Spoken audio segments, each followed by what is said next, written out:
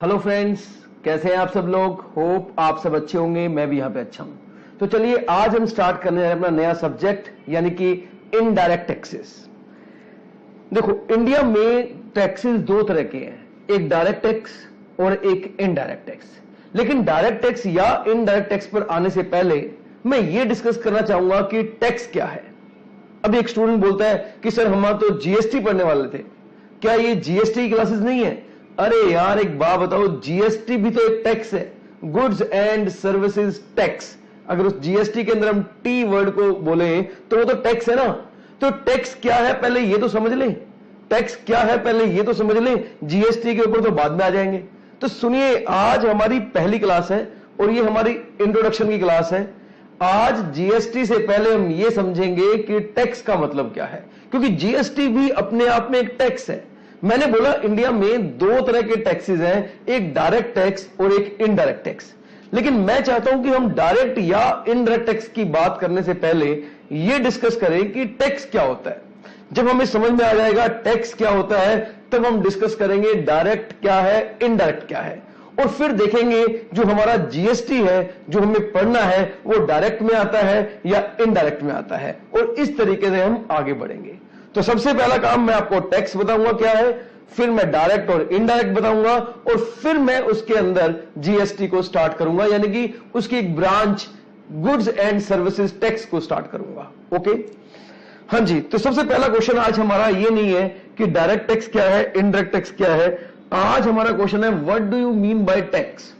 Tax क्या है, पहले ये जानने की कोशिश करते हैं टैक्स क्या है, फिर करेंगे दूसरी बातें। हाँ जी, तो पार्टिसिपेटिव होना भाई। भले ही हम लोग वीडियो क्लासेस से पढ़ रहे हैं, भले ही आप लोग मुझे अपने घर में बैठ के सुन रहे हो आराम से, लेकिन पार्टिसिपेटिव होना बड़ा जरूरी है। देखिए, क्लास आज पहली क्लास है।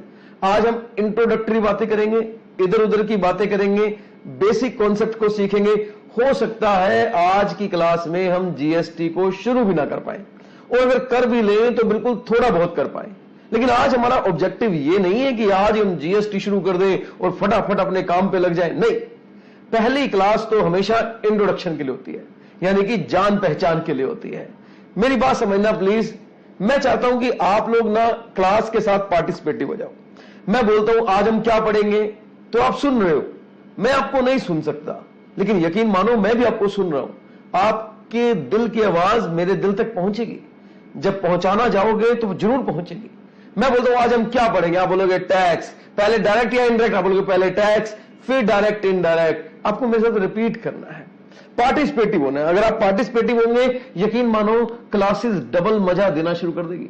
मैं सच बोल रहा हूं, मेरा एक्सपीरियंस है, 15 साल से मैं टीच कर रहा हूं यही सब्जेक्ट, मेरा 15 साल का एक्सपीरियंस है। बता रहा हूं आपको, टैक्सेस को मैं 15 ईयर से टीच कर रहा हूं। तो चलिए स्टार्ट करते हैं टैक्स। मेरा पहला क्वेश्चन है what do you mean by tax. आपके हिसाब से टैक्स का मतलब क्या होता है? आपके हिसाब से टैक्स का मतलब क्या होता है? मैं आपसे पूछ रहा हूं सर, आपको बताना है टैक्स का मतलब क्या होता है। अब देखो यहां क्या होता है ना, स्टूडेंट के आंसर आते हैं। मैं बताऊंगा वो स्टूडेंट के क्या क्या आंसर आते हैं, वो उनमें शायद एक आंसर आपका भी हो, क्योंकि मैंने फेस टू फेस 15 साल पढ़ाया है, तो एक्सपीरियंस है मुझे जब स्टूडेंट इस क्वेश्चन का आंसर देता है। हमेशा मेरी पहली क्लास का पहला क्वेश्चन ही होता है टैक्स का मतलब क्या है, what do you mean by tax. अब कोई कहता है टैक्स मतलब जो हम गवर्नमेंट को देते हैं, कोई कहता है टैक्स का मतलब एक तरह की पेमेंट है, कोई कहता है कि गवर्नमेंट हमें सर्विसेज देती है, बदले में हम टैक्स देते हैं। ठीक है ना, तो यही तो बात आएगी कि गवर्नमेंट हमें सर्विसेज देती है, हम बदले में टैक्स देते हैं। टैक्स के कई तरह के मीनिंग स्टूडेंट डिफाइन करना शुरू कर देता है। फिर मैं बोलता हूं एक बात बताओ, तुम सब लोग टैक्स को, जो बंदा टैक्स पे करता है उसी के पॉइंट ऑफ व्यू से क्यों डिफाइन कर रहे हो? टैक्स वो है जो हम देते हैं। अरे टैक्स सरकार लेती भी तो है, ये क्यों नहीं कहते टैक्स वो है जो सरकार लेती है? यही क्यों कहते हो कि टैक्स वो है जो हम देते हैं? अच्छा, इसका मतलब टैक्स जो है वो from the point of view of government अलग है और from the point of view of tax pair अलग है। यस, हमें टैक्स को दोनों तरीके से सीखना है। From the point of view of government इसका मतलब क्या है, और from the point of view of assessee. मैंने एक वर्ड यूज किया है आज, असेसी। असेसी का मतलब होता है टैक्स पेयर, जो बंदा टैक्स पे करता है हम उसे असेसी बोलते हैं। सुनो, तो हम टैक्स को डिफाइन करेंगे from the point of view of assessee. पहले हम लिखते हैं tax from the point of view of SSC, दूसरी तरफ हम टैक्स डिफाइन करेंगे from the point of view of government. ठीक है, तो दोनों तरीके से डिफाइन करेंगे सर, एसएससी के पॉइंट ऑफ व्यू से टैक्स का क्या मतलब है और गवर्नमेंट के पॉइंट ऑफ व्यू से टैक्स का क्या मतलब है, दोनों तरीके से हम डिफाइन करके चलेंगे। अच्छा, गवर्नमेंट के पॉइंट ऑफ व्यू से क्या है सर? गवर्नमेंट को तो टैक्स मिलता है, हां, तो एक तरह से गवर्नमेंट का रेवेन्यू है, एक तरह से गवर्नमेंट को होने वाला रेवेन्यू है। Yes sir, tax is basically revenue for the government. लिख सकते हो, आप लिखना चाहो तो मेरे साथ लिख सकते हो, taxes are the revenue for the government. Question है, सरकार हमसे ले क्यों रही है? सर एक बात बताओ, जिस तरह घर में जो मुखिया होता है यानी कि सबसे बड़ा होता है, उसे घर चलाने के लिए पैसे चाहिए होते हैं और फिर वो उन पैसों से घर चलाता है। यस, इसी तरह सरकार को देश चलाने के लिए भी पैसे की जरूरत है, लेकिन सरकार पैसा किससे लेगी? सरकार पैसा पब्लिक से लेगी। और किससे लेगी? और क्या सरकार पब्लिक से पैसा भीख मांगेगी कि कुछ पैसे दे दो, हमें देश चलाना है? नहीं भाई नहीं, सरकार पब्लिक से पैसा पूरे हक से लेगी और ये सरकार पब्लिक से पैसा लेगी टैक्सेस के रूप में। इसलिए गवर्नमेंट टैक्स लगाती है, पब्लिक से फंड्स इकट्ठा करती है और फिर उन फंड्स को पब्लिक के लिए ही यूज करती है। प्रैक्टिकल पे नहीं जाते कि सच में गवर्नमेंट यूज करती है नहीं करती, इस बारे में डिटेल में नहीं जाते। ऐसा मान लेते हैं कि गवर्नमेंट पब्लिक से जो पैसा लेती है वो पब्लिक के लिए ही यूज करती है। Is it clear? तो government, it's a revenue for the government which is for the purpose of public welfare. Public welfare के लिए गवर्नमेंट यूज करती है, that is tax from the point of view of government. अब हम आते हैं SSC के पॉइंट ऑफ व्यू से। एसएससी के पॉइंट ऑफ व्यू से ये बहुत इंपॉर्टेंट है और मैं बताऊं, हम एग्जाम में ना, हम हमारे सब्जेक्ट में ज्यादा एसएससी के पॉइंट ऑफ व्यू से पढ़ते हैं, गवर्नमेंट के पॉइंट ऑफ व्यू से नहीं पढ़ते। लेकिन फिर भी मैंने बता दिया कि टैक्स गवर्नमेंट के पॉइंट ऑफ व्यू से अलग है, एसएससी के पॉइंट ऑफ व्यू से अलग है। एसएससी के पॉइंट ऑफ व्यू से टैक्स का मतलब क्या बनेगा? नाउ द क्वेश्चन इज, देखो सिंपल बात करते हैं, from the point of view of SSC, compulsory payment to the government. Yes, the question answer is compulsory payment to the government. अच्छा एक बात बताइए, टैक्स देना मेरी मर्जी है या मुझे देना पड़ेगा? प्लीज, बड़ा इंटरेस्टिंग क्वेश्चन है। टैक्स देना मेरा वॉलंटरली कंट्रीब्यूशन है, मतलब मेरा मन करेगा तो दूंगा, मन करेगा तो नहीं दूंगा, या देना ही पड़ता है? सर टैक्स तो देना ही पड़ता है। अच्छा ओके, अच्छा एक बात बताओ, मैं टैक्स क्यों देता हूं? क्योंकि सरकार मेरे लिए ही यूज करती है, पब्लिक वेलफेयर के लिए यूज करती है। तो क्या मैं सरकार को यह बात कह सकता हूं कि देखो सर, मैंने इस बार 2 लाख रुपए का टैक्स भरा है, तो आप प्लीज बताइए आपने मेरे ऊपर 2 लाख कैसे खर्च किए? नहीं भाई नहीं, ऐसा हम नहीं कह सकते। ऐसे ही बात करेंगे तो अनिल अंबानी बोलेगा कि मैंने इस साल 1400 करोड़ रुपए का टैक्स भरा है, बताइए सरकार मुझे 1400 करोड़ के बदले में क्या देने वाली है? हमें टैक्स भरना है, बदले में सरकार हमें कितना देगा ऐसा हमें नहीं सोचना, बस हमें टैक्स देना होता है। इसीलिए बोलते हैं इट्स ए कंपल्सरी पेमेंट। ये कंपल्सरी पेमेंट है, बदले में कुछ आपको मिला या नहीं मिला, that is not point of view, that is not the point. आपको ये नहीं देखना आपको मिला या नहीं मिला, आपको टैक्स देना है, बस आपको टैक्स देना है। So it is a compulsory payment. प्रश्न है किसको देना है? To the government. हाँ भाई, गवर्नमेंट को देना है, गवर्नमेंट को देना है। कंपल्सरी पेमेंट है टू द गवर्नमेंट। अब ये टू द गवर्नमेंट पे मैं आऊंगा, लेकिन उससे पहले मैं कुछ आपको पढ़ा देता हूं। यहां पे लिखा है indirect taxes, goods and services tax. इसको छोड़ दो एक बार, हम पढ़ते हैं व्हाट इज टैक्स। सर देखिए यहां पर टैक्स की 5 डेफिनेशन है, 1 2 3 4 5। आप पांचों डेफिनेशन मेरे साथ पढ़ लो। कोई भी डेफिनेशन आपको रटनी नहीं है, बस आपको समझना है कि टैक्स का मतलब क्या है। पांचों अलग अलग तरीके से डिफाइन किया गया टैक्स को। A tax may be pecuniary burden. Sir pecuniary burden का मतलब होता है फाइनेंशियल बर्डन। यहां पेक्यूनरी बर्डन का मतलब है सर फाइनेंशियल बर्डन। टैक्स जो है वो एक फाइनेंशियल पेमेंट है, मॉनेटरी पेमेंट है। ऐसा नहीं है कि आप गवर्नमेंट के पास जाओ, बोलो सर इस बार थोड़े पैसे कम है, हम आपको कंबल दे देते हैं बदले में, ब्लैंकेट्स दे देते हैं। नहीं भाई नहीं, टैक्स आपको फाइनेंशियल पेमेंट करनी है, मॉनेटरी पेमेंट करनी है, लेड अपॉन इंडिविजुअल। या तो ये इंडिविजुअल पे लगाई जाती है या ये प्रॉपर्टी ओनर पे लगाई जाती है to support to government. That is it is a payment exacted by the legislative authority. Legislature authority, exacted का मतलब होता है वसूली जाएगी। ये एक ऐसी पेमेंट है जो लेजिस्लेचर अथॉरिटी के द्वारा आपसे वसूला जाएगा। पेमेंट, टैक्स का मतलब एक कर, एक भुगतान जो आपसे वसूला जाएगा। लेकिन इसमें हफ्ता वसूली नहीं है, वो गुंडों की लैंग्वेज में होता है हफ्ता वसूली, ये वो नहीं है, उसके जैसा जरूर है। फर्क सिर्फ इतना है, वो गन दिखाकर गुंडे वसूलते हैं और ये कानून दिखाकर सरकार वसूलती है। बात लगभग वही है। ए payment exacted bye legislature authority, मतलब जो आपसे पेमेंट ली गई है वो अंडर अ लॉ ली गई है।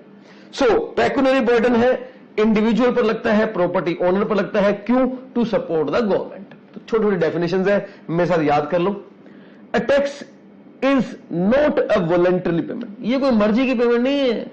नॉट अ डोनेशन, कोई डोनेशन नहीं है, दान दे दिया, चलो कोई बात नहीं, इस बार टैक्स दे दिया। बट एन इन्फोर्स्ड कॉन्ट्रीब्यूशन, ये आपको देना पड़ेगा। अगर आपके ऊपर एप्लीकेबल है तो आपको देना पड़ेगा, ये आपकी चॉइस नहीं है मैं दूं या ना दूं। तो कंपल्सरी वर्ड यहां पर दिख रहा है कि कंपल्सरी पेमेंट है, exacted permanent to legislature authority. In simple word, tax is nothing but the money that people have to pay to the government which is use to provide public services. तो ये वो money है जो लोग government को देते हैं और गवर्नमेंट उनके बदले में उन्हें पब्लिक सर्विसेज प्रोवाइड करती है। बसें चलाती है, मेट्रो चलाती है, ब्रिज बनाती है, डैम, फ्लाईओवर, पानी का प्रबंध करती है, पब्लिक टॉयलेट्स बनाती है। ये एक तरह से हम पैसा देते हैं गवर्नमेंट को, जो गवर्नमेंट हमारे लिए करती है।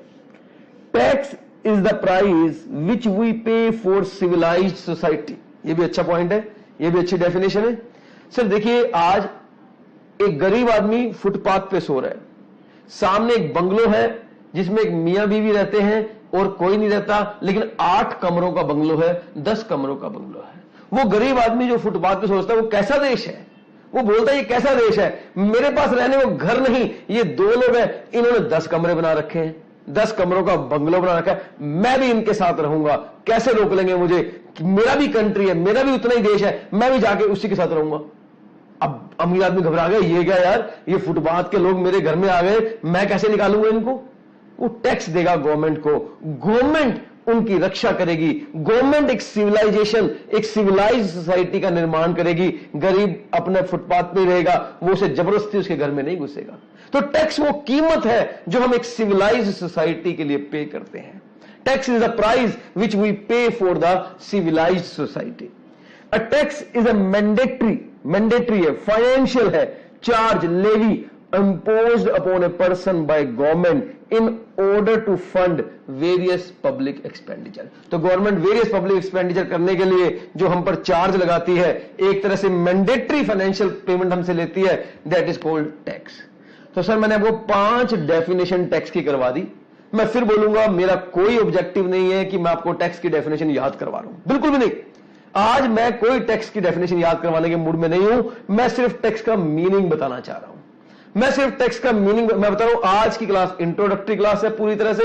आज आप क्लास को सिर्फ एंजॉय करो, आप सिर्फ सुन लो और भूल जाना, कोई दिक्कत नहीं है। हालांकि आज की क्लास में से भी एग्जाम में नंबर आएंगे, ऐसे क्वेश्चन आ जाएंगे। हम क्लास के आखिर तक पहुंचते पहुंचते ऐसे पॉइंट पे पहुंच जाएंगे जहां हमारे मार्क्स आने होते हैं। ओके, तो सर टैक्स का मतलब क्या है हमने डिस्कस कर लिया। अब मैं वापस उस डेफिनेशन में आता हूं जो मैंने बनाई थी, compulsory payment to the government. चलिए सर, इन सब 5 का भी एक ही मतलब बनता है, tax is a compulsory payment to the government. Tax एक तरह की पेमेंट है जो कंपल्सरी पेमेंट है, जो हमें गवर्नमेंट को करनी होती है। सर मेरा नेक्स्ट क्वेश्चन, प्लीज बड़े ध्यान सुनना। सर मेरा अगला क्वेश्चन ये है कि क्या आप जानते हैं इंडिया एक फेडरल कंट्री है जहां सेंट्रल गवर्नमेंट और स्टेट गवर्नमेंट पैरेलल रन करती है। आप जानते हैं सेंटर में हमारे मोदी जी हैं, स्टेट में अगर मैं दिल्ली की बात करूं तो केजरीवाल है।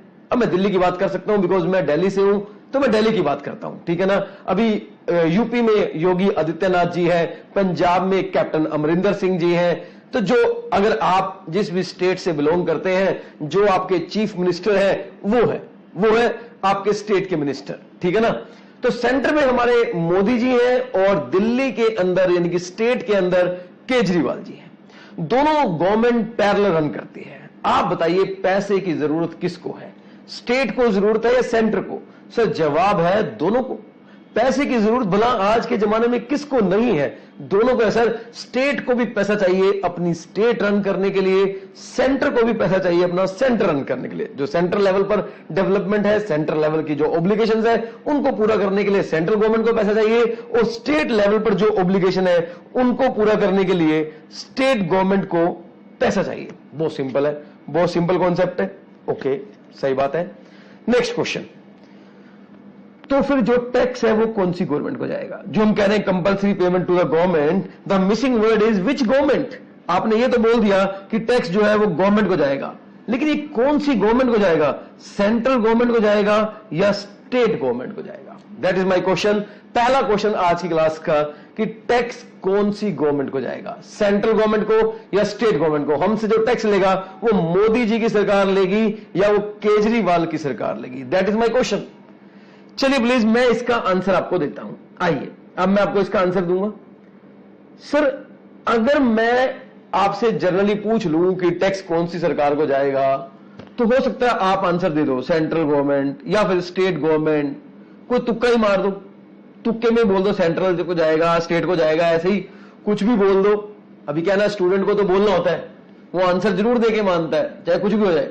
और यकीन मानो मुझे तो वो स्टूडेंट बहुत ही पसंद है जो आंसर जरूर देते हैं चाहे गलत ही क्यों ना हो, क्योंकि गलत जवाब देने वाला ही सबसे ज्यादा क्यूरियस होता है कि फिर सही क्या है। अगर मेरा जवाब गलत है तो फिर सही क्या है भाई वो बताओ। वो सही सुनने की इच्छा जो होती है ना सबसे ज्यादा गलत वाले के अंदर होती है। जो लोग चुपचाप बैठे रहते हैं, साथ में बोलते नहीं है, जवाब देते नहीं है, उन्हें क्या फर्क पड़ता है कि सही क्या और गलत क्या? वो तो बस चुपचाप सुन रहे हैं। उनके लिए सेंटर बोल दूंगा तो सेंटर सुन लेंगे, स्टेट बोल दूंगा तो स्टेट सुन लेंगे। नहीं, ऐसे स्टूडेंट मत बनना प्लीज। अगर आपको अपनी लाइफ में तरक्की करनी है तो हर बात के साथ चलते जाओ, हर क्वेश्चन को पूछते जाओ, सेंट्रल देगी या स्टेट देगी नहीं पता, कुछ तो बोलो। सेंट्रल को देंगे टैक्स या स्टेट को देंगे, कुछ तो बोलो। कुछ बच्चे बोलते सर सेंट्रल को देंगे।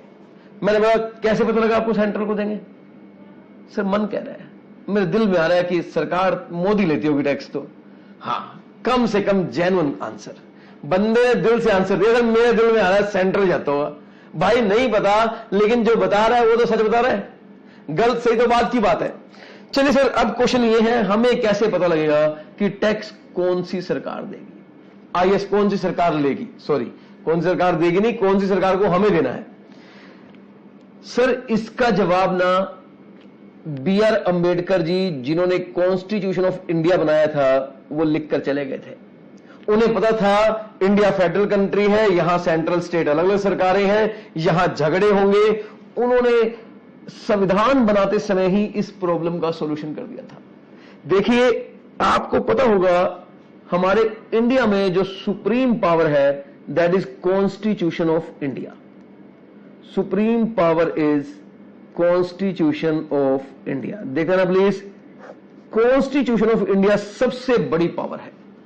सर इसके अंदर एक आर्टिकल है, आपको पता होगा कॉन्स्टिट्यूशन ऑफ इंडिया के अंदर आर्टिकल होते हैं 246, एक आर्टिकल है 246, एक 7th शेड्यूल है, 7th शेड्यूल है। और सर इस 7th शेड्यूल के अंदर ना 3 लिस्टें बनी हुई है। प्लीज ध्यान देना, इस 7th शेड्यूल के अंदर 3 लिस्टें बनी हुई है। सर मैं फिर बोलूंगा, आप बिल्कुल मेरी बात को ध्यान देना।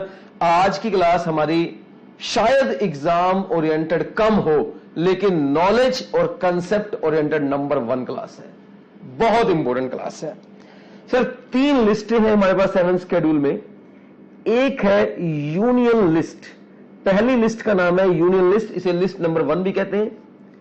दूसरी लिस्ट का नाम है स्टेट लिस्ट, इसे लिस्ट नंबर 2 कहते हैं।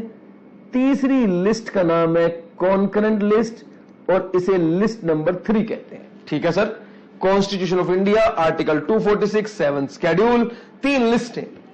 सर देखो जो भी मैटर यूनियन लिस्ट में लिखा होता है, बड़े ध्यान सुनना, जो भी मैटर यूनियन लिस्ट में लिखा होता है उसके ऊपर लॉ बनाने की पावर पार्लियामेंट के पास होती है। लॉ सेंट्रल गवर्नमेंट नहीं बनाती। कहीं आपको लगे मोदी जी लॉ बनाएंगे, नहीं, लॉ पार्लियामेंट बनाएगी। तो इसके ऊपर लॉ जो बनाने की पावर होती है वो पार्लियामेंट के पास होती है, और फिर पार्लियामेंट जो है वो सेंट्रल गवर्नमेंट को डेलीगेट करती है पावर आगे टैक्स लेने की। तो मैं बोलूंगा central government has exclusive power to make law. हालांकि ये लॉ मैं फिर बोल रहा हूं बनाएगी पार्लियामेंट, लेकिन वो अल्टीमेटली जो है वो पावर सेंट्रल गवर्नमेंट को डेलीगेट करेगी। तो सेंट्रल गवर्नमेंट को अल्टीमेटली पावर मिल जाएगी लॉ लगाने की, टैक्स लगाने की। ओके, तो जो मैटर यूनियन लिस्ट में आएंगे उनके ऊपर जो लॉ बनाया जाएगा या जो टैक्स का होगा सिस्टम, वो सारा सेंट्रल गवर्नमेंट देखेगी। स्टेट लिस्ट में जो मैटर है वहां पर स्टेट लेजिस्लेचर लॉ बनाएगा, और state government has exclusive power. Exclusive का क्या मतलब है सर? सर एक्सक्लूसिव का मतलब है जो मैटर सेंट्रल गवर्नमेंट बनाएगी, जो मैटर यूनियन लिस्ट में है, उन मैटर पर स्टेट गवर्नमेंट कोई इंटरफेरेंस नहीं करेगी, और जो मैटर स्टेट गवर्नमेंट बनाएगी, जो मैटर स्टेट लिस्ट में आएंगे, उन पर सेंट्रल गवर्नमेंट कोई इंटरफेरेंस नहीं करेगी। ये इन दोनों के पास एक एक्सक्लूसिव पावर है। ओके, कॉन्करेंट लिस्ट में both the government has the power. Both the government, power जो है वो दोनों गवर्नमेंट के पास है। चलिए प्लीज, तो हमारे पास कॉन्स्टिट्यूशन ऑफ इंडिया है, आर्टिकल 246 है, 7 शेड्यूल है, उसमें 3 लिस्ट है, union list, state list, concurrent list. Sir मैं आज की क्लास में बीच में बोलता रहूंगा थोड़ा थोड़ा और आपको बताता रहूंगा। सर मैं ये अज्यूम करके पढ़ा रहा हूं कि आपने जीएसटी मेरी क्लास से पहले कभी नहीं पढ़ा। You are studying first time GST. आप पहली बार जीएसटी मुझसे पढ़ रहे हैं, पहली बार मुझसे पढ़ रहे हैं जीएसटी, और इसलिए मैं बिल्कुल बेसिक से चल रहा हूं। मैं 0 लेवल से बात करके चल रहा हूं। अगर आपने पहले पढ़ा भी हुआ है तो आप मान के चलना कि मैं 0 लेवल से टीच करूंगा, एक एक बात को स्टार्टिंग से बताऊंगा। ठीक है, मैं मानता हूं, मैं ये अज्यूम कर रहा हूं कि आप 0 लेवल पे हो और मुझे शुरू से समझाना है, लेकिन अगली क्लास में मैं ये अज्यूम नहीं करूंगा। अगली क्लास में मैं ये अज्यूम करूंगा कि पहली क्लास वाला आपको आता है। बस मैं ये चाहूंगा आपको पहली क्लास वाला आता हो, तीसरी क्लास में पहली और दूसरी क्लास वाला आता हो, पहली क्लास में आप 0 लेवल पे हो। हां जी, यूनियन लिस्ट। सर इसके अंदर जो मैटर है ना, ये मैटर आते हैं एंट्री नंबर से। एंट्री नंबर मतलब कुछ नहीं है, एंट्री नंबर जैसे रजिस्टर होता है, हम कोई मैटर लिखते हैं तो कोई एंट्री नंबर डाल दिया। सर सबसे पहला मैटर है इसके अंदर एंट्री नंबर 82। एंट्री नंबर 82 यहां लिखा हुआ है, बी आर अम्बेडकर जी लिख के गए थे, tax on income. Tax on income other than agricultural income. Other than agricultural income. Sir देखो, जो इनकम के ऊपर टैक्स लगता है, सेंट्रल गवर्नमेंट ने पहले बी आर अम्बेडकर जी ने बता दिया, जो टैक्स ऑन इनकम है, जो इनकम के ऊपर टैक्स लगता है, उसके ऊपर लॉ पार्लियामेंट बनाएगी, और उसका जो टैक्स का पैसा है वो सेंट्रल गवर्नमेंट को जाएगा। तो सर इनकम टैक्स के ऊपर जो लॉ, जो इनकम टैक्स है, अब बताइए सर वो कौन सी गवर्नमेंट को जाएगा? सेंट्रल गवर्नमेंट को जाएगा। सर देखो जवाब मिल गया। टैक्सेस बहुत सारे होते हैं, उनमें से एक टैक्स है इनकम टैक्स। आपने सुना होगा नाम शायद इनकम टैक्स। अभी हम तो जीएसटी पढ़ रहे हैं, लेकिन मैं इनकम टैक्स की बात कर रहा हूं। इनकम टैक्स कौन सी गवर्नमेंट को जाएगा, that is the question. Sir अब आप बोल सकते हो इनकम टैक्स सेंट्रल गवर्नमेंट को जाएगा। कोई आपसे पूछेगा हाउ डू यू नो, तुम कैसे कह सकते हो इनकम टैक्स सेंट्रल, कहां लिखा है? आप बोलना यूनियन लिस्ट के अंदर जो एंट्री नंबर 82 है ना, वहां लिखा है इनकम टैक्स। और जो मैटर यूनियन लिस्ट के अंदर होता है ना, वो मैटर पर जो टैक्स है वो सेंट्रल गवर्नमेंट लेती है। इसलिए इनकम टैक्स के ऊपर जो टैक्स है, जो इनकम टैक्स है, इनकम के ऊपर जो टैक्स है वो सेंट्रल गवर्नमेंट के पास जाएगा। एक और मजे की बात, जिन लोगों ने इनकम टैक्स पढ़ रखा है या सुन रखा है, वो कहते हैं एग्रीकल्चरल इनकम पर टैक्स नहीं लगता, एग्रीकल्चरल इनकम टैक्स में माफ होती है। अरे एग्रीकल्चरल इनकम टैक्स में माफ क्या होती है? पावर ही नहीं है सेंट्रल गवर्नमेंट के पास कि वो एग्रीकल्चरल इनकम के ऊपर टैक्स लगा ले। उनके औकात नहीं है सर कि वो एग्रीकल्चरल इनकम के ऊपर टैक्स लगा ले। लोग कहते हैं माफ होती है, मैं कहता हूं माफ होती है। तुम लगा सकते हो टैक्स? पहले ये बताओ। अरे आपको पावर दी नहीं। एंट्री नंबर 82 में लिखा हुआ है tax on income but other than agricultural income. Sir मैं आपको आगे जाके पढ़ाऊंगा, ये जो एग्रीकल्चरल के ऊपर जो टैक्स लगता है ना, वो मैटर स्टेट लिस्ट में लिखा हुआ है। एक एंट्री है एंट्री नंबर 46, वो स्टेट लिस्ट में है सर। इसका मतलब एग्रीकल्चरल इनकम के ऊपर जो टैक्स लगाने की पावर है वो स्टेट गवर्नमेंट के पास है, सेंट्रल गवर्नमेंट के पास नहीं है। लेकिन सर स्टेट गवर्नमेंट लगाती है? नहीं लगाती। कोई स्टेट गवर्नमेंट एग्रीकल्चरल इनकम के ऊपर टैक्स नहीं लगाती, क्योंकि पावर है तो क्या हुआ, लगाना या ना लगाना स्टेट के हाथ में है, वो लगाती नहीं है। क्योंकि हमारे किसानों की देश में बहुत दुर्दशा है, और अगर कहीं किसानों पर टैक्स लगा दिया तो ऐसी सरकार तो गई समझो। तो कौन सी स्टेट गवर्नमेंट पंगा लेगी यार किसानों के साथ, उनको टैक्स लगा के? गलत बात, कोई भी स्टेट गवर्नमेंट टैक्स नहीं लगाती है। ओके, तो सर एंट्री नंबर 82 मैंने आपको बता दिया, यानी कि अब आपको पहले टैक्स का मतलब क्या आपने बोला, compulsory payment to the government. मैं बोलूंगा कंपल्सरी विच गवर्नमेंट, आपने बोला यार अगर टैक्स इनकम टैक्स है तो गवर्नमेंट का मतलब सेंट्रल गवर्नमेंट है। ओके, चलिए अब मैं आगे डिस्कस करता हूं कौन कौन से टैक्स होते हैं, कौन कौन से टैक्स होते हैं। देखो मैं यहां से थोड़ा सा हटा देता हूं। ओके, इस पेज पे मैं आ जाता हूं। सर देखो, एक होता है इनकम टैक्स, इसके बारे में तो आपने पढ़ लिया। एक होता है इनकम टैक्स, इसके बारे में तो आपने पढ़ लिया। ये आपने पढ़ लिया कि ये जी एंट्री नंबर जो है वो 82 में लिखा होता है, ऑफ यूनियन लिस्ट। और सर इसलिए इसके ऊपर जो पावर है वो सेंट्रल गवर्नमेंट के पास है टैक्स लेने की। सही है, चलो दूसरा पढ़ते हैं। सर क्या आपने सुना है, एक होता है एक ना वो होता है कि अगर कोई बंदा इंडिया में मैन्युफैक्चरिंग करता है तो उसके ऊपर एक्साइज ड्यूटी लगती है। सर ड्यूटी भी टैक्स ही होता है, बस नाम से ड्यूटी होता है। सर अगर कोई बंदा इंडिया में मैन्युफैक्चरिंग करेगा,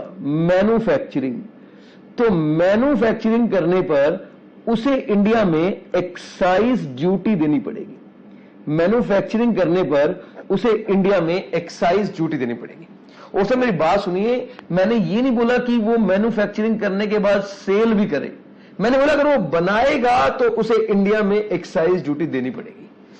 वो बेचे वो नहीं बेचे ये उसकी दूसरी बात है, बनाते ही एक्साइज ड्यूटी लग जाएगी। अगर वो बनाएगा तो एक्साइज ड्यूटी लग जाएगी। जैसे अगर आपने लकड़ी से चेयर बनाई तो एक मैन्युफैक्चरिंग हो गई, इट इज ए मैन्युफैक्चरिंग, तो आपको इसके ऊपर एक्साइज ड्यूटी देनी पड़ेगी। जैसे अगर आपने प्लास्टिक से फैन बनाया तो आपको एक्साइज ड्यूटी देनी पड़ेगी। जैसे आपने प्लास्टिक पार्ट्स इकट्ठे करके एक लैपटॉप बनाया, आपको एक्साइज ड्यूटी देनी पड़ेगी, बिकॉज ये मैन्युफैक्चरिंग है। आपने दूध से दही बनाया, ये भी मैन्युफैक्चरिंग है, आपको एक्साइज ड्यूटी देनी पड़ेगी। यस, इंडिया में एक लॉ है, मतलब इनफैक्ट ये था और अभी भी है कुछ हद तक, लेकिन मैं जो आपको पढ़ा रहा हूं वो जीएसटी आने से पहले का पढ़ा रहा हूं। जब हम जीएसटी आने तक पहुंच जाएंगे तब हम बोलेंगे कि अब आया जीएसटी। अभी हमारी पढ़ाई में जीएसटी आया नहीं है, अभी हम सिर्फ टैक्स पढ़ रहे हैं, वो भी वो वाले जो जीएसटी के आने से पहले थे, राइट। और ये अभी भी है, डोंट वरी। इंडिया में मैन्युफैक्चरिंग करने पर लगती है एक्साइज ड्यूटी। अब मेरा क्वेश्चन है, एक्साइज ड्यूटी कौन सी सरकार को जाएगी? हां जी, मेरा आप लोगों से क्वेश्चन है, ये एक्साइज ड्यूटी कौन सी सरकार को जाएगी? भाई अब मेरा क्वेश्चन आ गया नया आपके पास, एक्साइज ड्यूटी कौन सी सरकार को जाएगी? आप बोलोगे सर जल्दी जल्दी बताओ, ये कौन सी लिस्ट में लिखा हुआ है, फिर बताएंगे हम। अरे वाह, ये बता दूंगा तो मुझे मालूम है तुम बता दोगे। ये बताओ, तुम बताओ एक्साइज ड्यूटी कौन सी सरकार को जाएगा? मैन्युफैक्चरिंग करने पर जो टैक्स आता है वो कौन सी सरकार को जाएगा? वो सेंट्रल को जाएगा या वो स्टेट को जाएगा? सर पता है इसका आंसर क्या है? सर आंसर से पहले सोचो, सेंटर ने क्या बोला हुआ? ये तो हम लेंगे भाई। स्टेट ने क्या बोला हुआ? ये हमें दो। सेंट्रल बोला नहीं हम लेंगे, स्टेट ने बोला नहीं नहीं हमें दो। बी.आर. अम्बेडकर ने कहा लड़ो मत। स्टेट ने कहा जी ये पहले इनकम टैक्स आपने पूरा इनको दे दिया है, अब कम से कम एक्साइज ड्यूटी हमें दे दो। बी.आर. अम्बेडकर ने कहा लड़ो मत, इसका बंटवारा हम कर देते हैं। बोले कैसे? बोले ऐसे है, इंडिया में गुड्स मैन्युफैक्चर करने पर एक्साइज ड्यूटी लगती है। बोले हां, गुड्स मैन्युफैक्चर करने पर एक्साइज ड्यूटी लगती है, राइट। बोले एक काम करते हैं, गुड्स को बांट लेते हैं, कुछ गुड्स के ऊपर सेंट्रल ड्यूटी लेगी, कुछ गुड्स के ऊपर स्टेट ड्यूटी लेगी। ऐसे कर लेते हैं कि अगर ये वाली गुड्स हुई तो स्टेट को दे देंगे टैक्स, अगर ये वाली गुड्स मैन्युफैक्चर हुई तो सेंटर को दे देंगे। तो क्या दिक्कत है इसके अंदर? स्टेट गवर्नमेंट ने बोला जी ये बिल्कुल सही तरीका है, लेकिन स्टेट गवर्नमेंट ने कहा जी हम चाहते हैं आप हमें ना सिर्फ 3 गुड्स दे दो जिनके ऊपर एक्साइज ड्यूटी हम लेंगे, और बाकी चाहो तो सारी सेंटर को दे दो। सेंटर बड़ी खुश हो गई, वाह इंडिया में तो लाखों नहीं हजारों करोड़ों तरह की गुड्स मैन्युफैक्चर होती है, ये सिर्फ 3 ही मांग रहे हैं। और बोला हाँ ले लो, जो 3 गुड्स तुम्हें चाहिए वो ले लो।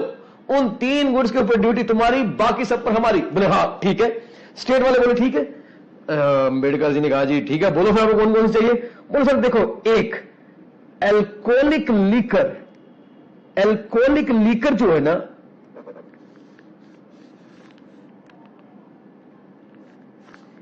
एक नंबर 1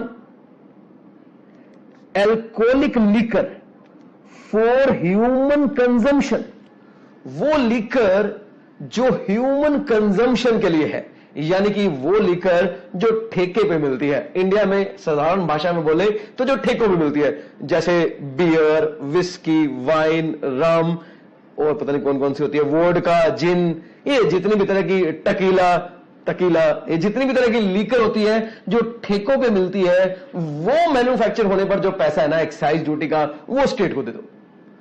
अरे सेंटर ने बोला तुमने तो जान ही मांग ली हमारी, अरे सबसे ज्यादा पैसा तो इसी के अंदर है। बोले सर तभी तो मांगी है, तभी तो हम कह रहे हैं 3 गुड्स दे दो, बाकी आप रख लो, मैं लीकर हमें दे दो भाई, लीकर पर जो एक्साइज ड्यूटी आएगी वो हमारी। सर सच में सबसे ज्यादा पैसा इधर ही है, रिसेशन फ्री प्रोडक्ट है सर, फेल वाला भी यही मिलता है, पास वाला भी यही मिलता है, खुशी वाला भी यही मिलता है, गम वाला भी यही मिलता है, सब यहां मिलते हैं सर। पूरे इंडिया में हर चीज की होम डिलीवरी है सिवाय except alcoholic liquor for home consumption, इसको छोड़कर। अच्छा, जो लीकर मेडिसिन बनने में यूज होती है, जैसे बेनेड्रियल, कोरेक्स, जो ये कफ सिरप में आपको पता है मेडिसिन, कफ सिरप के अंदर भी लीकर वगैरह यूज होती है।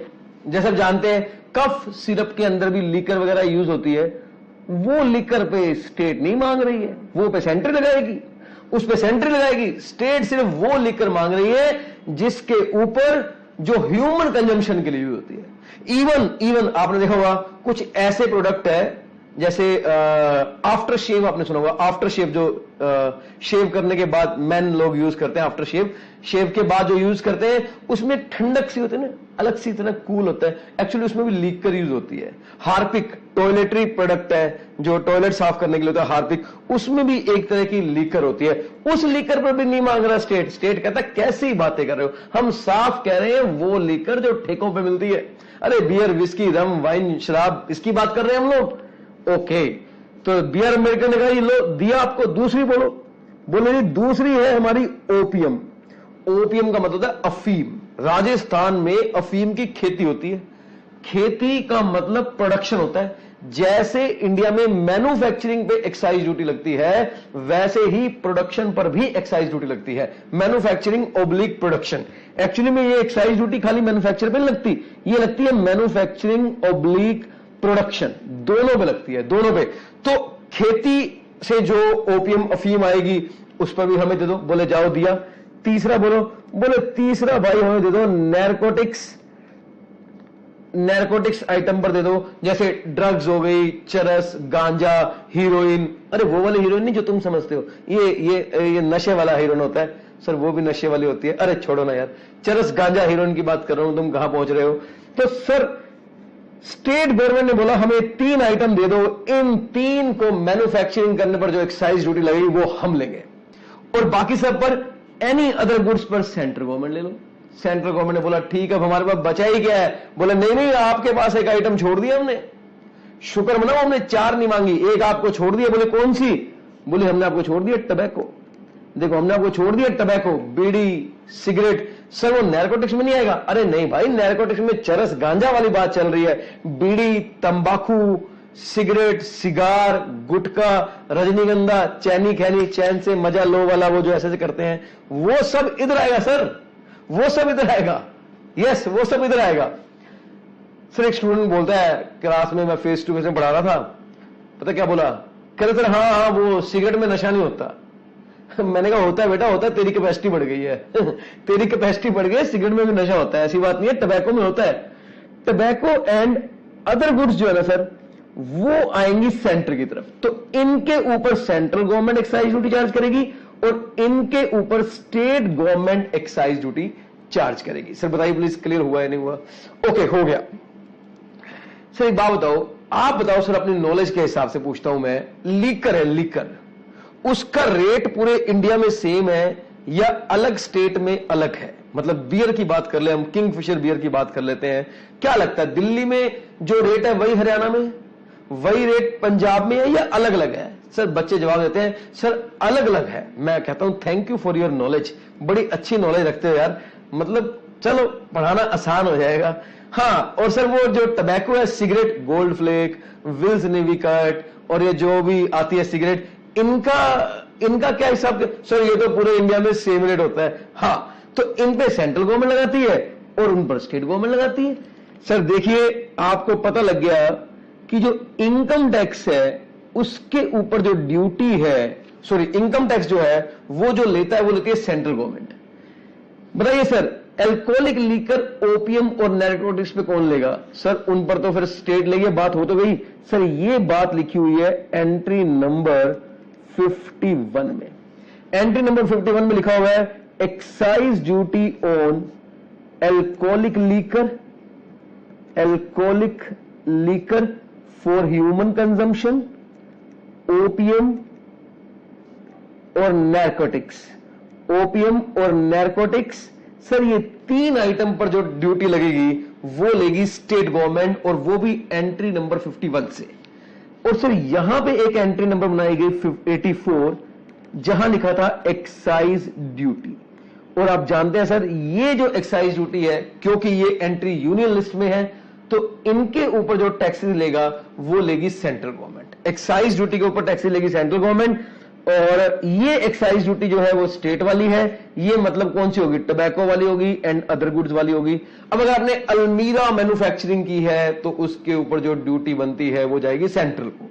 अब अगर आपने पंखा मैन्युफैक्चर किया है सेंट्रल गवर्नमेंट को, लैपटॉप मैन्युफैक्चर किया है सेंट्रल गवर्नमेंट को, टबैको मैन्युफैक्चर की है सेंट्रल गवर्नमेंट को, लेकिन अगर आपने लीकर मैन्युफैक्चर की है तो वो स्टेट गवर्नमेंट को जाएगी। ओके, तो सर देखिए मैंने आपको 2 टैक्सेस कौन कौन से हैं वो बता दिए, प्लस उनका अमाउंट कौन सी गवर्नमेंट को जाता है वो भी बता दिया। देखो एक्साइज ड्यूटी, सर ये मेजर थे। एक होता है एक्साइज ड्यूटी, अगर ये लीकर वाली है, इटसेट्रा वाली है तो स्टेट गवर्नमेंट को जाएगी, और ये अदर गुड्स वाली है तो ये जाएगी सेंट्रल गवर्नमेंट को। देखो सर अब आपको कोई पूछता है टैक्स का मतलब क्या है, तो आप कहते हो tax means compulsory payment to the government. और कंपल्सरी पेमेंट तो समझते ही हैं, टू द गवर्नमेंट भी हम समझ गए कि सेंट्रल गवर्नमेंट की बात हो रही है या स्टेट गवर्नमेंट की बात हो रही है। सर अब मैं बात करूंगा एक और टैक्स की। मैंने 2 टैक्सेस की बात कर ली है, मैंने इनकम टैक्स की बात कर ली है, मैंने एक्साइज की बात कर ली है। सर अब बात मैं करूंगा कस्टम की। सर एक इंडिया में ना एक कस्टम ड्यूटी भी लगती है। अभी मैं डायरेक्ट इनडायरेक्ट की बात नहीं कर रहा हूं, मैं सिर्फ टैक्स के नाम ले रहा हूं और बता रहा हूं कौन सी सरकार लगाती थी या लगाती है। सर कस्टम ड्यूटी, सर जब आप इंडिया में इंपोर्ट करते हो ना, इंपोर्ट मतलब दूसरी कंट्री से आप सामान खरीदते हो। सर मान लीजिए ये इंडिया है, कई लोग कहते हैं इंडिया जैसा लग नहीं रहा है, तो मैंने भी तो कहा है मान लीजिए ये इंडिया है। मैंने कब कहा इंडिया है? मैंने कहा है मान लीजिए ये इंडिया है, चलो मैंने लिख दिया इंडिया। सर इंपोर्ट का मतलब है आपने यूएसए से इंडिया में सामान मंगाया, तो इसे कहते हैं इंपोर्ट। और अगर आपने इंडिया से किसी और कंट्री में सामान भेजा तो इसे कहते हैं एक्सपोर्ट। सर क्या आप जानते हैं इंडिया में इंपोर्ट करने पर इंपोर्ट ड्यूटी और एक्सपोर्ट करने पर एक्सपोर्ट ड्यूटी लगती है। इन दोनों ड्यूटी को कंबाइंड में कहते हैं कस्टम ड्यूटी। कस्टम ड्यूटी का मतलब इंपोर्ट एक्सपोर्ट पे लगने वाली ड्यूटी। तो क्वेश्चन ये है कि ये जो इंपोर्ट एक्सपोर्ट पे ड्यूटी लगती है ये कौन सी सरकार लेगी, सेंट्रल लेगी या स्टेट? सर इसका जवाब बहुत ही सिंपल है, आप खुद सोचिए। दूसरी कंट्री से सामान आ रहा है, उसके ऊपर टैक्स लग रहा है, क्या लग रहा है आपको? ये लोकल सा मैटर है या इंटरनेशनल मैटर है? सर इंटरनेशनल मैटर लग रहा है, दूसरी कंट्री से आ रहा है, यूएस से सामान आ रहा है, टैक्स लगाना है, इंटरनेशनल मैटर लग रहा है। सर अगर ये इंटरनेशनल मैटर है, आपको लगता है ये स्टेट गवर्नमेंट को देना चाहिए या सेंट्रल के हाथ में करना चाहिए? सर सेंट्रल के हाथ में करना चाहिए। तो लो सर, एंट्री नंबर 82 डाला गया यूनियन लिस्ट के अंदर, सॉरी 82 बोल रहा हूं, गलती से बोल दिया, एंट्री नंबर 83 डाला गया और इसमें लिखा गया कस्टम ड्यूटी। लो सर, कस्टम ड्यूटी भी लेगी सेंट्रल गवर्नमेंट, कस्टम ड्यूटी भी लेगी सेंट्रल गवर्नमेंट। देख लो सर, मैं आपको बता रहा हूं कौन सा टैक्स कौन सी गवर्नमेंट को लेता है, रटना नहीं है, सारी चीजों को समझ समझ के चलना है सर, बड़ा मजा आने वाला, मैं सच कह रहा हूं। नॉलेज एकदम एक्सट्रीम लेवल पे पहुंचने वाली है। नॉलेज एकदम एक्सट्रीम लेवल पे पहुंचने वाली है, चीजों को समझने वाले हो, क्या कहते हैं कैसे करते हैं, मजा बड़ा आने वाला है। सर कस्टम ड्यूटी, अब क्वेश्चन ये है कि कस्टम ड्यूटी कौन सी गवर्नमेंट लेगी? सर ये लेगी सेंट्रल गवर्नमेंट। ये किस पे लगती है सर? ये बेसिकली इंपोर्ट एक्सपोर्ट पे लगती है। और ये एक्साइज ड्यूटी किस पे लगती है सर? ये तो मैन्युफैक्चर पे लगती है। ठीक है, ठीक है, ठीक है। कोई और भी रह गया? हाँ सर एक रह गया। अभी सुनिए सुनिए, अभी एक रह गया। वो कौन सा रह गया? अब कौन सा टैक्स रह गया? सर देखिए, अगर आप दिल्ली में सामान सेल करते हैं तो सर इसके ऊपर लगता है सेल्स टैक्स। आपने नाम सुना होगा सेल्स टैक्स। यस सर, अगर आप दिल्ली से पंजाब सेल करते हैं तो तब भी सेल टैक्स ही लगता है। क्यों? कर तो सेल ही रहे हो। दिल्ली से दिल्ली में करोगे तो भी सेल टैक्स लगता है, दिल्ली से पंजाब में करोगे तो भी सेल टैक्स लगता है। ध्यान सुनना, ध्यान से, बड़ा इंटरेस्टिंग है और बड़ी जरूरी बात समझाने वाला हूं, फिर मत बोलना रह गया। दिल्ली से दिल्ली में सेल करोगे तो भी सेल टैक्स लगेगा, दिल्ली से पंजाब में करोगे तो भी सेल टैक्स लगेगा। ठीक है, मान लिया, कोई दिक्कत नहीं है। फिर सर क्या आप जानते हैं, अगर आप दिल्ली से दिल्ली में सेल करेंगे तो इसका नाम था LST, यानी कि local sale tax, local sales tax. इसको बाद में इन्होंने नाम चेंज कर दिया और आज इसका नाम रखा गया वैट। लोकल सेल टैक्स नाम हटा दिया, बड़ा पुराना नाम था लोकल सेल टैक्स LST, फिर उसे खत्म भी कर दिया और इसकी जगह इन्होंने नाम रख दिया वैट। यानी कि दिल्ली से दिल्ली में सेल करने पर जो सेल टैक्स लगता है उसका नाम वैट है। ओके, और अगर आप दिल्ली से पंजाब सेल करते हैं तो जिस टैक्स को लगाया जाता है उसका नाम है CST, यानी कि central sales tax, central sales tax. Okay, Delhi से दिल्ली यानी कि एक ही स्टेट के अंदर सेल होती है। दिल्ली से दिल्ली, पंजाब की पंजाब में, हरियाणा की हरियाणा में, हिमाचल की हिमाचल में, तो वैट लगेगा। तो वैट लगेगा दिल्ली से पंजाब, पंजाब से हरियाणा, हरियाणा से हिमाचल, हिमाचल से पंजाब, कुछ भी one state to another state तो लगेगा CST। Sir BR Ambedkar ji ने कहा, सुनिए सुनिए सुनिए, BR अंबेडकर जी ने कहा कि चाहे सेल टैक्स वैट हो और चाहे वो one state to another state हो। देखो ये होता है, इसे बोलते हैं इंट्रा स्टेट, इसे बोलते हैं इंट्रा स्टेट। इंट्रा स्टेट का मतलब होता है with in same state, intra state का मतलब होता है विद इन सेम स्टेट। इसे बोलते हैं इंटर स्टेट, एक स्टेट से दूसरी स्टेट। ये विद इन वन स्टेट था, सेम स्टेट था, नीचे वाला within between two state, one state to another state. तो BR अंबेडकर जी ने कहा कि जो सेल टैक्स है, बात सुनो, जो सेल टैक्स है वो स्टेट गवर्नमेंट का है, बात खत्म, बस। इनकम टैक्स सेंट्रल का है, सेल टैक्स स्टेट का है।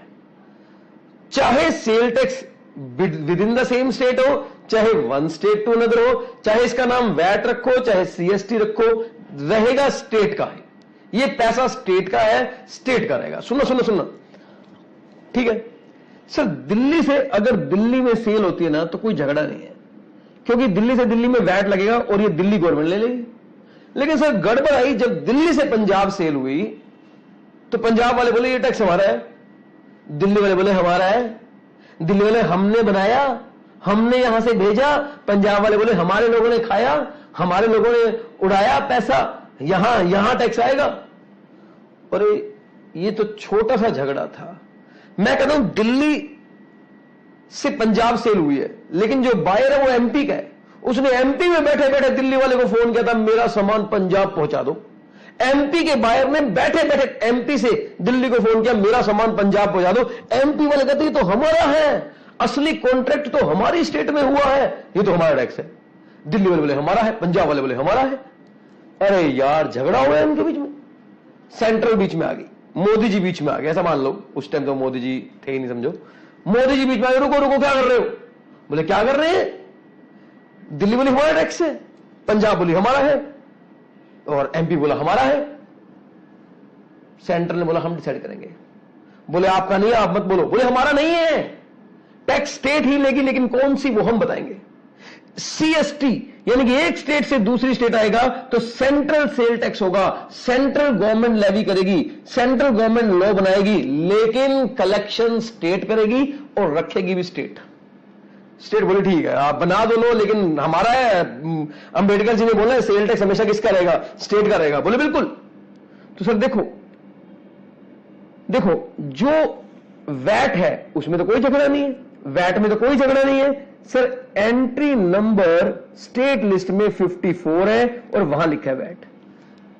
जो दिल्ली से दिल्ली में सेल है, दिल्ली से दिल्ली में सेल है वो वैट है, पंजाब से पंजाब में सेल है वैट है। सर वैट पे कौन टैक्स लेगी, स्टेट गवर्नमेंट लेगी, केजरीवाल जी का वैट है। और एंट्री नंबर 92A बनाया गया जिसमें लिखा गया CST। एंट्री नंबर 92A बनाया गया जिसमें लिखा गया CST, और इसका मतलब था कि इसके ऊपर जो टैक्स लेगा वो लेगा नहीं, लॉ बनाएगा सेंटर, पर टैक्स कलेक्ट स्टेट ही करेगा और रिटेन भी स्टेट करेगा। लेकिन ये यूनियन लिस्ट में आ गया मैटर। लॉ बनाने की पावर सेंटर के पास है, मतलब पार्लियामेंट के पास है, सेंटर को पावर डेलीगेट है, लेकिन कलेक्शन नहीं करेगी सेंटर। ये मत कहते ना CST सेंटर का होता है क्योंकि सेंट्रल सेल टैक्स लिखा हुआ है, ना ना ना ना, CST सेंट्रल का नहीं है, CST स्टेट का है, लेकिन लगाएगी सेंटर, लगाएगी सेंटर। ओके, तो आई होप इट इज क्लियर। मैं ये भी लिख देता हूं इसके अंदर, मैंने बीच में गड़बड़ कर दी यहां पे, चलो कोई बात नहीं, मैं लिख देता हूं इसके अंदर, यहीं पे कहीं बना देता हूं। ओके, वैट स्टेट गवर्नमेंट का है और CST भी स्टेट गवर्नमेंट का है, बट लेवी जो है वो सेंटर करेगी, मतलब लगाएगी सेंटर, लेकिन है स्टेट गवर्नमेंट का, है स्टेट गवर्नमेंट का। ओके सर, अब एक टैक्स रह गया, वो मैं यहां लिख देता हूं सर, उसका नाम है सर्विस टैक्स। सर्विस टैक्स एक पुराने जमाने में टैक्स था, सर्विस टैक्स, आज तो खत्म हो गया, लेकिन पुराने जमाने में एक टैक्स था सर्विस टैक्स।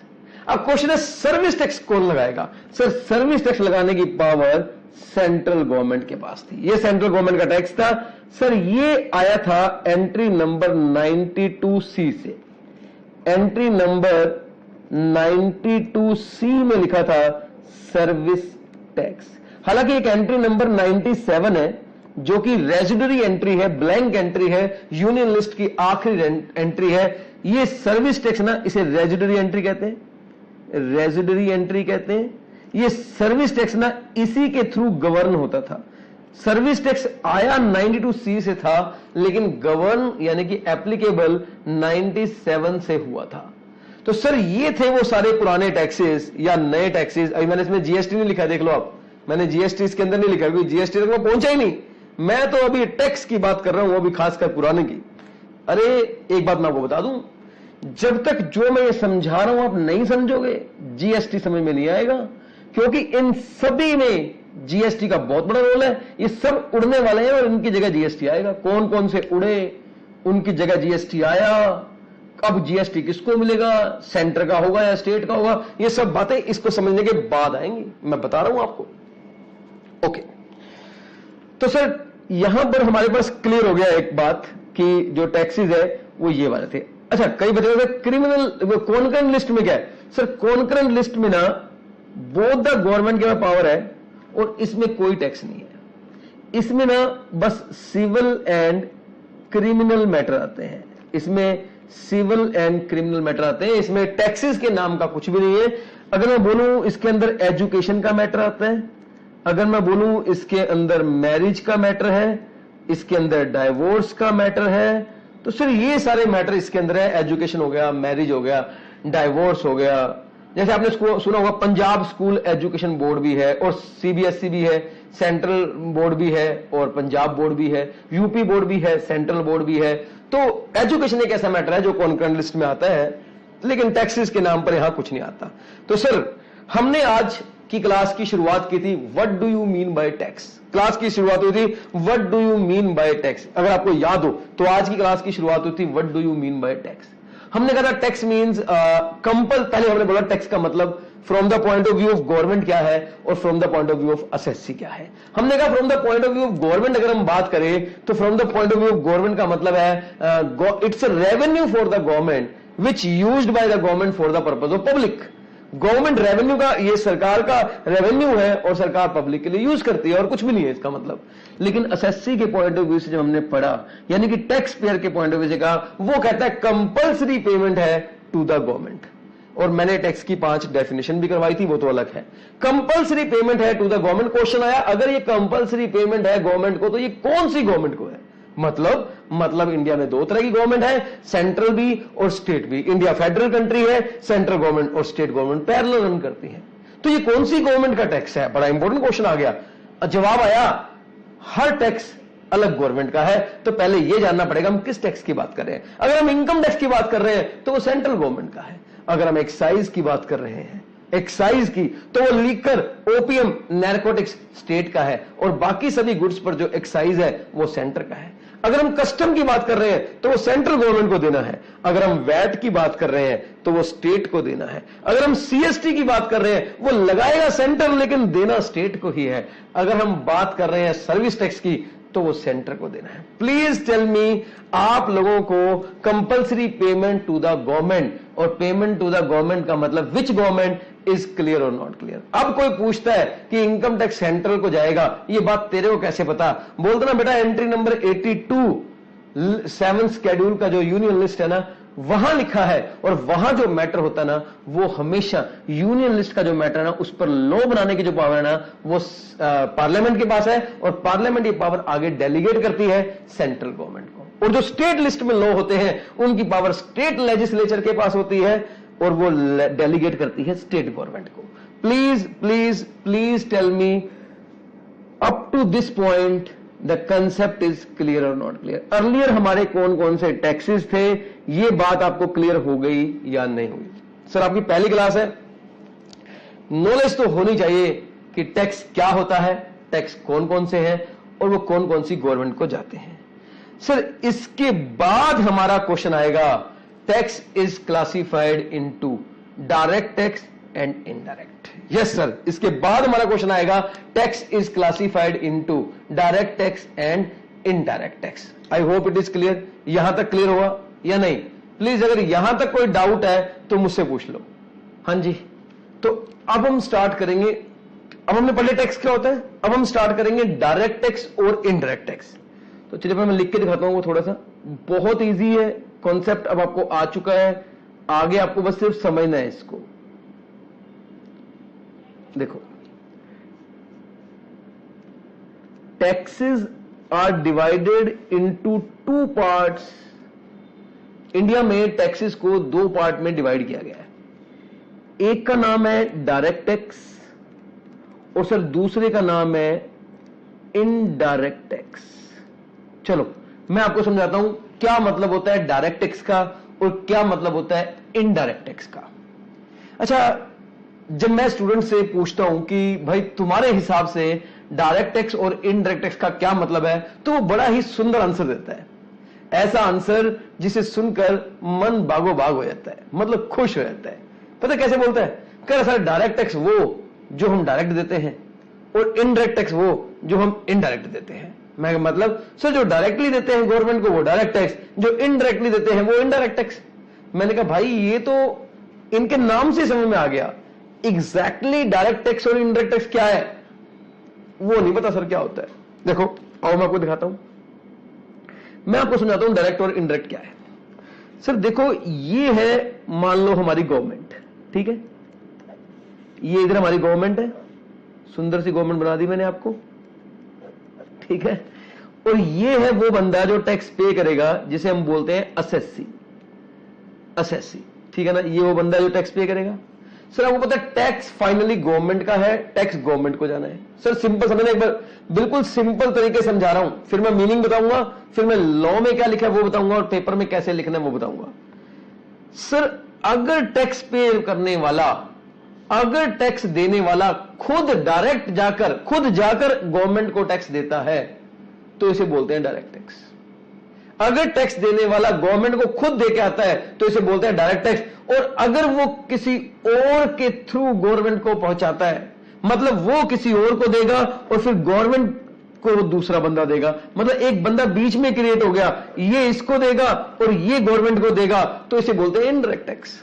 कितना सिंपल है सर। अगर आप खुद गवर्नमेंट को देके आते हो अपना पैसा, उसे डायरेक्ट कहते हैं, और अगर आप किसी को दो और फिर वो आगे दे तो उसे कहते हैं इनडायरेक्ट। सर मैं आपको एग्जांपल समझाता हूं इनडायरेक्ट टैक्स की, बहुत सिंपल एग्जांपल है सर, आपको बड़े आराम से क्लैरिटी आ जाएगी डायरेक्ट टैक्स और इनडायरेक्ट टैक्स के डिफरेंस की। बोलूं स्टार्ट करूं सर? ओके लिसन सर, मैं इसको शुरू करता हूं डायरेक्ट और इनडायरेक्ट टैक्स के डिफरेंस की। सर आप बाजार में गए मेडिसिन लेने, आप एक मेडिकल स्टोर पे गए मेडिसिन लेने। सर बड़े ध्यान सुनना, आप इसका आंसर बड़े आराम से कर लेंगे बिकॉज ये वो बात है जो हर बंदे के जीवन से कनेक्टेड है।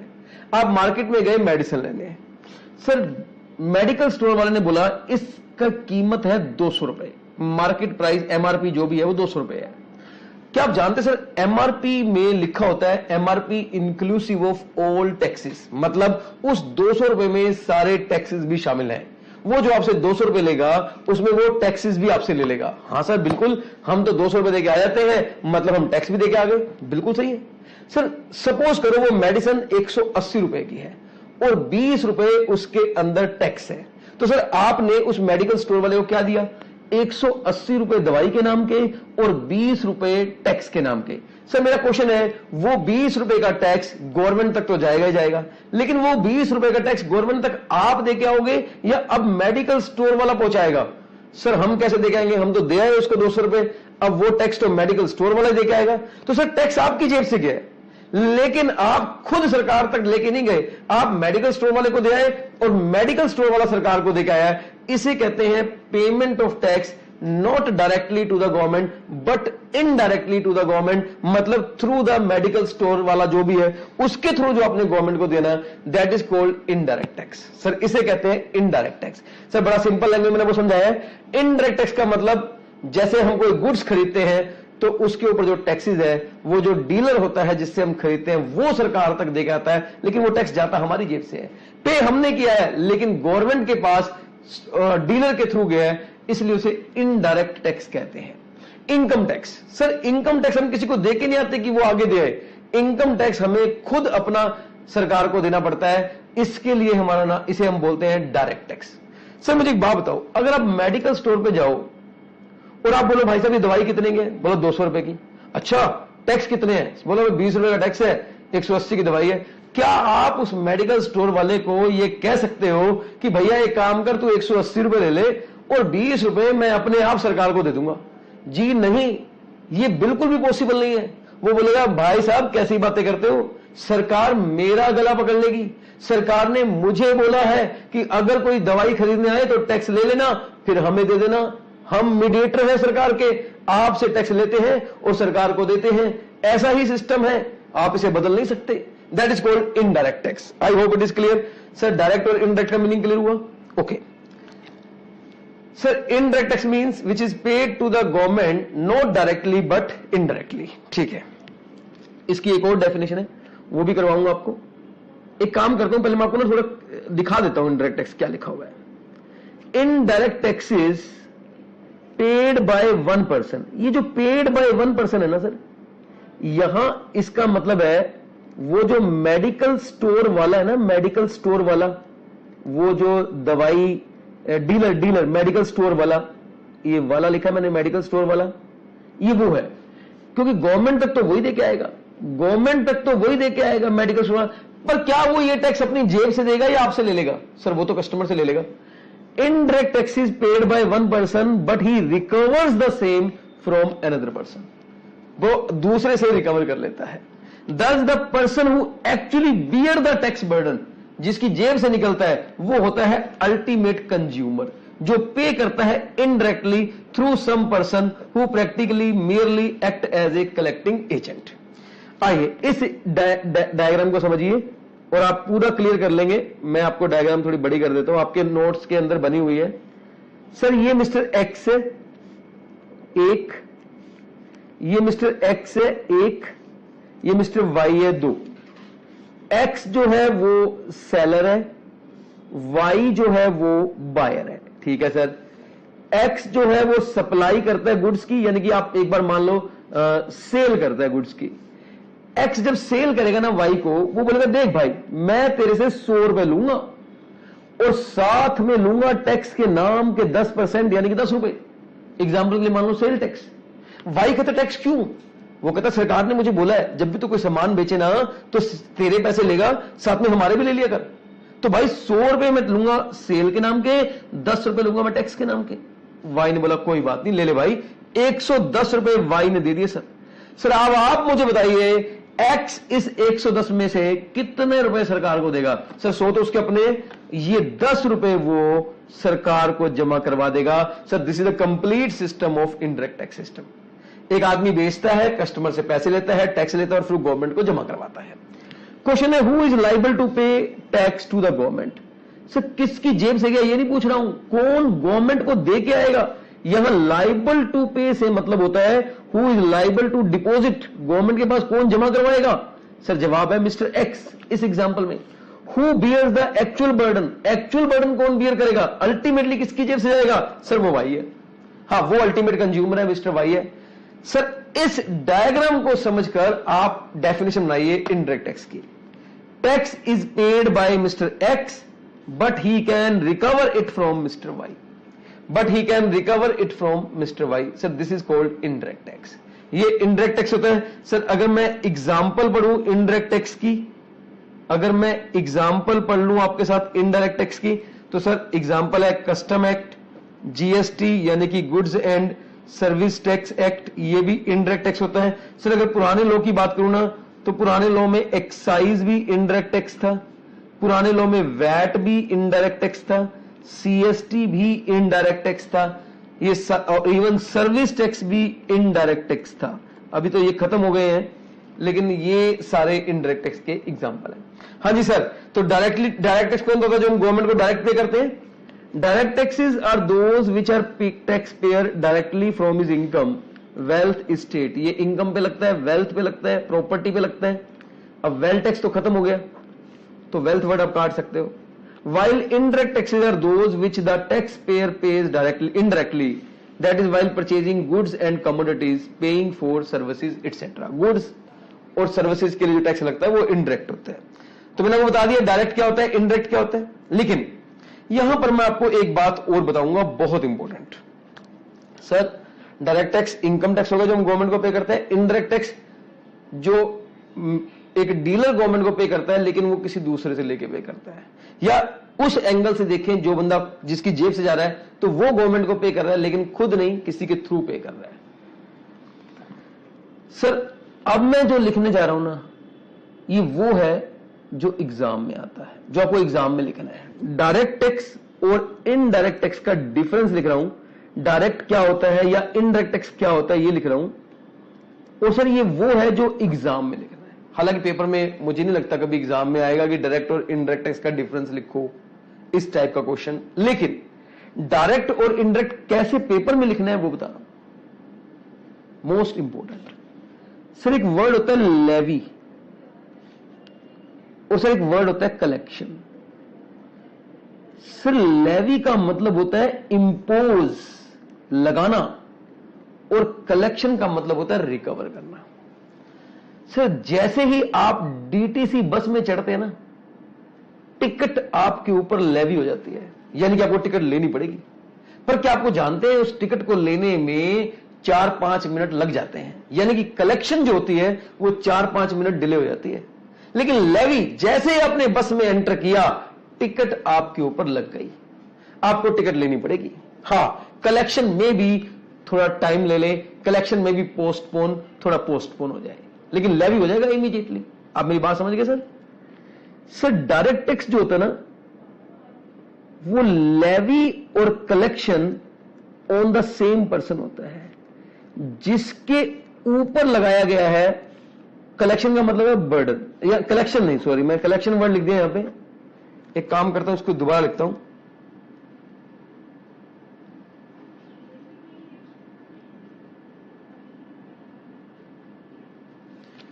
हाँ जी, डायरेक्ट टैक्स और इनडायरेक्ट टैक्स।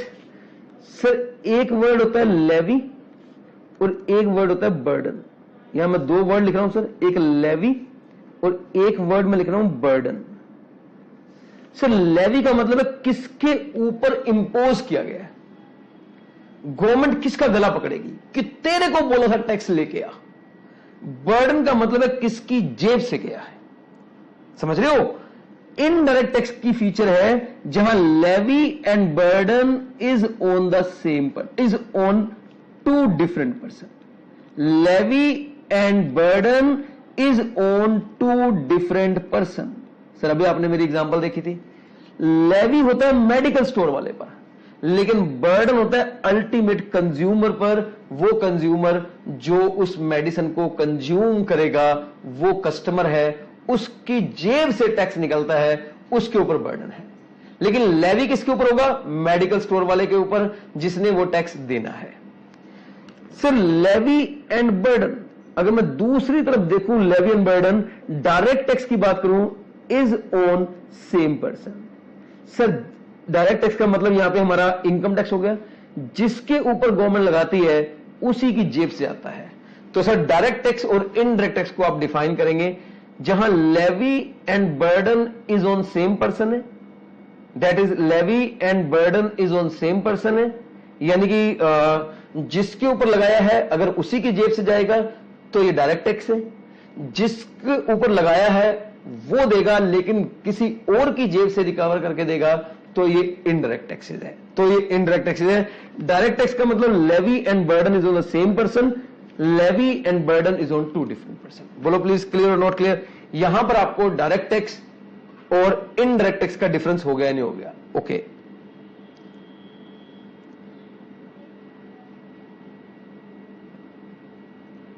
अब हम पढ़ चुके हैं डायरेक्ट का मतलब, इनडायरेक्ट का मतलब. Advantage of indirect taxes, disadvantage of indirect taxes, distinguish between direct and indirect. छोटा सा टॉपिक है, बिल्कुल भी टाइम नहीं लगाएंगे, नॉट इंपॉर्टेंट, लेकिन बता देता हूं फटाफट. Psychological advantages of tax payer to the tax payer. Sir medical store वाले को ना एक साइकोलॉजिकल एडवांटेज है इनडायरेक्ट टैक्स के अंदर. वो कहता है अपने बाप का क्या जाता है, जो पैसे सरकार को देने हैं वो कस्टमर से लेके देने हैं. कस्टमर दवाई लेने आएगा, उसी में टैक्स होगा, वही सरकार को दे के आना. तो मेरे को टैक्स से क्या फर्क पड़ता है? आज टैक्स का रेट 16 है, कल को 18 भी हो जाए तो मेरा क्या जाता है? मैंने तो कस्टमर से लेके देने हैं. साइकोलॉजिकल एडवांटेज है. Manufacture dealer psychological favour indirect tax. Yes, क्योंकि वो बर्डन शिफ्ट कर देते हैं, वो बर्डन कस्टमर पे डाल देते हैं, इसलिए फेवर है. इजियर टू कलेक्ट, बिल्कुल आसान है सर. अगर आप इनकम टैक्स में देखें तो it is difficult to collect. क्यों? पूरे एक साल की इनकम पर टैक्स हम अगले साल लेते हैं, प्रीवियस ईयर की इनकम पर टैक्स असेसमेंट ईयर में लेते हैं, तो देने वाले का भी दिल नहीं करता इतना सारा टैक्स देना. अभी कहना इनडायरेक्ट में क्या, आपने 20 रुपए का सामान खरीदा, 20 रुपए पे 2 रुपए टैक्स बनता है, वो साथ में चला गया. 50 रुपए का सामान खरीदा, 5 रुपए कोई टैक्स होगा, वो साथ में चला गया. पता ही नहीं लगता सर, टैक्सेस फील ही नहीं होते हम दे रहे हैं. तो it is easier to collect. Slightly less tax evasion, tax की चोरी कम होती है. अरे जब देने वाले ने किसी और से लेके देना है तो वो चोर क्यों बने? वो चोर क्यों बने? लेके दे देगा सरकार को. हाँ, ये थे एडवांटेज ऑफ इनडायरेक्ट टैक्सेस. अब हम बात करेंगे disadvantage of indirect taxes. Sir पहला है रिग्रेसिव इन नेचर. पहला टैक्स है regressive in nature. Sir regressive in nature का मतलब है रिजिड. रिग्रेसिव इन नेचर का मतलब है रिजिड. सर इनकम टैक्स जो है ना वो प्रोग्रेसिव है, मतलब इनकम बढ़ेगी तो टैक्स का रेट बढ़ेगा. 2.5 लाख तक तो लगता ही नहीं है, 2.5 से 5 है तो फिर 5% लगता है, 5 के ऊपर तो 20% लगता है. टैक्स का रेट ही अपने आप में बताता है कि अमीरों पर ज्यादा, गरीबों पर कम. इनडायरेक्ट टैक्स में ऐसा नहीं होता. अनिल अंबानी अगर कोई मेडिसिन खरीदने जाएगा और वो 100 रुपए की है तो उसे भी 100 रुपए की लगेगी, उसमें भी टैक्स 10 रुपए है. और एक गरीब आदमी अगर वही दवाई लेने जाएगा तो उसके लिए भी 100 रुपए की है, उसमें भी 10 रुपए टैक्स है. इनडायरेक्ट टैक्स अमीरों और गरीबों के लिए बराबर होता है. Reduces demand of goods. Sir law कहता है, इकोनॉमिक्स जो आपने पढ़ी होगी, लॉ ऑफ डिमांड पढ़ा है, प्राइस बढ़ेगा तो डिमांड गिरेगी. सर इनडायरेक्ट टैक्सेस जो लगते हैं वो प्राइस बढ़ा देते हैं, क्योंकि जो प्राइस वो देगा उसमें टैक्स भी लगेंगे, प्राइस बढ़ जाएगा, डिमांड गिर जाएगी. Increase project cost. आपने सोचा इतने का प्रोजेक्ट बनेगा, टैक्सेस तो सोचे ही नहीं भी उसके ऊपर, और कॉस्ट बढ़ गई. Modern technology become costly. Sir foreign country से टेक्नोलॉजी आ रही है, कस्टम ड्यूटी लगेगी, टेक्नोलॉजी कॉस्टली हो जाएगी.